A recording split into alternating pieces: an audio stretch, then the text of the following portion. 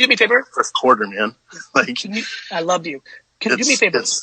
I want you to read today, just for fun. I want you to Google it.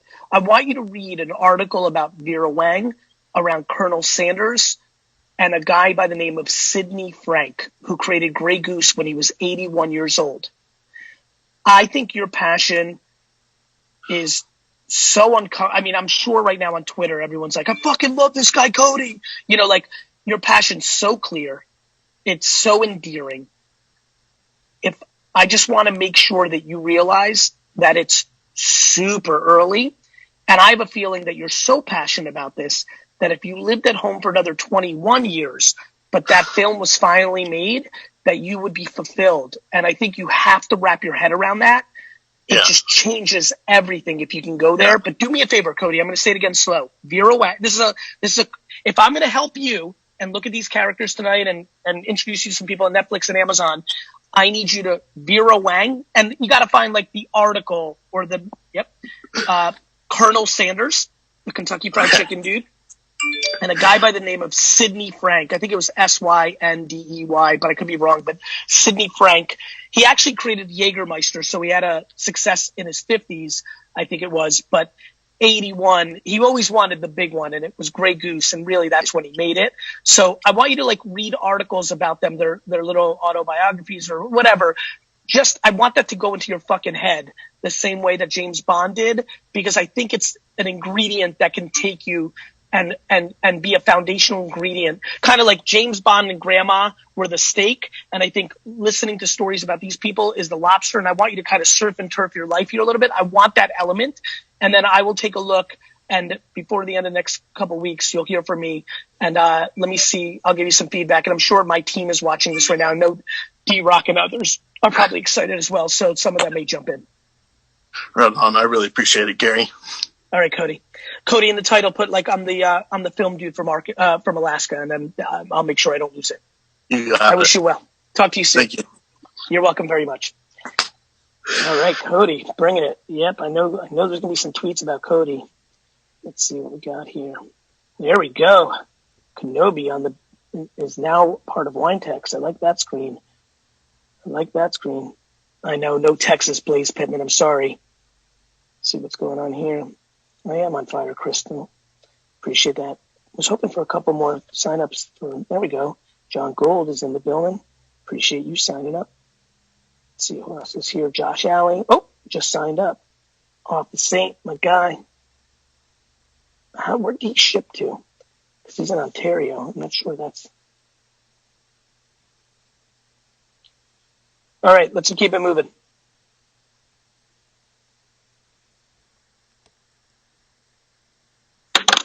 Nick, what's good? Hey, how's it going? Really well. I've been following you for like 4 years now, so this is like crazy, like talking to you right now. Thank you so much. Well, I'm just going to give you a little context. So in high school, I was reselling candy, mowing grass, just doing stuff like that. Entrepreneur. I started buying and flipping stuff. So I started going garage selling, buying and flipping stuff, and started flipping on eBay, and I started to see numbers. Like I started to see 1, 2,000, and I started to flip phones. So that's what really made it take off. And I started to do like 10K a month, and it was just like a big milestone for me, like 10K. Like, I thought that was so a month? Great. Yeah, that's real. How much profit were you making? How much profit were you making on that 10K? 30%. So I remember my bank account, like it went from like 2,000 to like 5.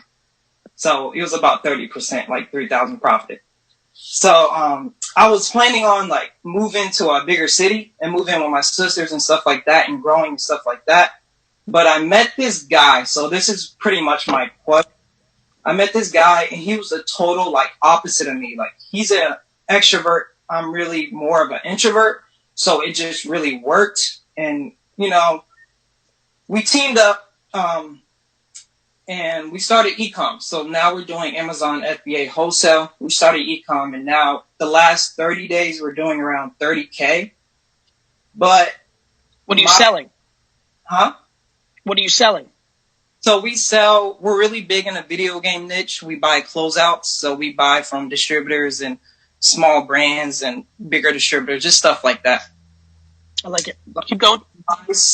My question is, I'm trying to put this in a positive way. I don't want to make this negative, but my question is, it's not negative, bro. It's your life. There is no negative or positive. Just ask the question. So we've been bumping heads a lot last year, but we're kind of like on a standard ground right now, but it doesn't feel genuine. It just feels like we're working together because we really benefit from money. Yeah. So what's the biggest grind between you two? It's probably more so about he has different standard. He just wants, he's about the money. He's about the money at all costs. Yeah, pretty much. Yeah. Pretty much. Makes sense. Extroverts, this is what makes me a little unique.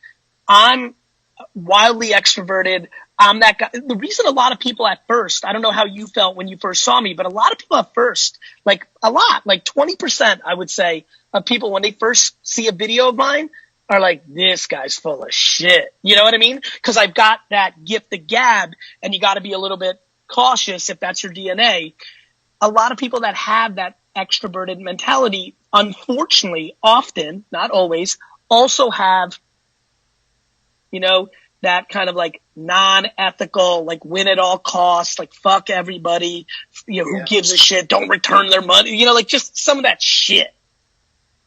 Yeah. So that's common. So do you feel like that's a little bit of like he's got that kind of thing, and where you're like a little bit more on the straight? Yeah, and it just feels like all this superior type of thing, like everything's a competition, and it's just like sometimes I just like keep things to myself because I don't want to like share. Got it. He's like, well, I did this and it did better than what you did, kind of thing. Yeah, a little bit, but it also feels like, last year we did 132,000, and for the most part, it just feels like I did everything. So it's just like, cause I'm a computer guy. So with emails, anything, I'm on top of it, like stuff like that. Any small fires that happen in the business, I'm always putting them out. So you're the operational part. Basically, yeah. So what's he bring to the table? The people that he brings into our business, like more so like connections with other big Amazon sellers, and we get inside stuff, and it's just, I get a lot of ideas and stuff like that. And who finds the product? I do. This is a tricky one. Here's what I would say. Like any relationship, communication's the only thing that works. And when you stop communicating, and to your point, it's on some fake shit, it's always vulnerable, and eventually it's going to die. So I think, and by being an introvert, it might be hard for you to step up and like call for that dinner once this COVID shit's done, or you might be together. I don't know, but like, call for that dinner and just really talk it out and be like, yo, this is mutually beneficial financially, but might not be mutually beneficial psychology wise and happiness wise, and probably ultimately then won't be that beneficial financially. Can we talk this through? And maybe it's just on some, like, we got to share with each other shit, or should we just split up and move on and we'll both be happier? And this was a great chapter and we got love for each other and like, let's go. Okay. That is the answer. Okay. And the last thing is, do you think that I'm foolish? So in December, all my business partners, we flew to LA. We rented out a penthouse and we rented out exotics and took branding pictures. So I don't know. So it looked like you guys were flossing more than you were. Yeah, listen, you've been listening to me for 4 years. You know the answer. You know I hate that shit more than anything. Yeah. So I came home. It fucked you up. Yeah. I was like, we could. Now you said all us business partners. So you got other business partners besides dude? Yeah, it's just one other. He brings a lot money to the table. Look, it sounds like those guys potentially, and I don't overly judge, but based on the picture you're painting, they like the idea of the entrepreneurial lifestyle. And back to you saying other Amazon leaders, like they may be caught up in the game and want to be the other cool Amazon resellers and the entrepreneurs they see on fucking Instagram, you know, the bizarro reverse versions of me that think, you know, like the model life, the bottle life, the jet life, the fucking exotics and pendants. Like, it just doesn't sound like you're about that. Yeah. But yeah, that's basically it. I mean, I just feel like that. Nick, this situation's not long term for you, and that's okay too. Like, you know, sometimes a girlfriend, sometimes a job, sometimes a hobby is a moment in time. It's a stepping stone to the next thing. I think what you need to do is try to end it graciously. And I think the way you do that is by having an authentic conversation. Okay. And that's hard. I have not been great at that in my career at times. So I'm giving you advice that's hard for me. It's easier for others. But, you know, my dad's good at it. He'll shoot it. My brother's good at it. I'm not great at it. Like, it's tough to have the courage to be like, yo, John, let's have this talk. I'm not about that same life. Like, I'm not sure if this is long term. Can we talk this out? I don't like this. I don't like this. I don't like this. That comes hard for me, but I know it's the answer for you. And hopefully you can do it. Yeah. And on a personal level, like, they have come to me on personal stuff and I really like help them out. So it's like, I do care for them and I'm always trying to like, hey. And that's what I'm saying.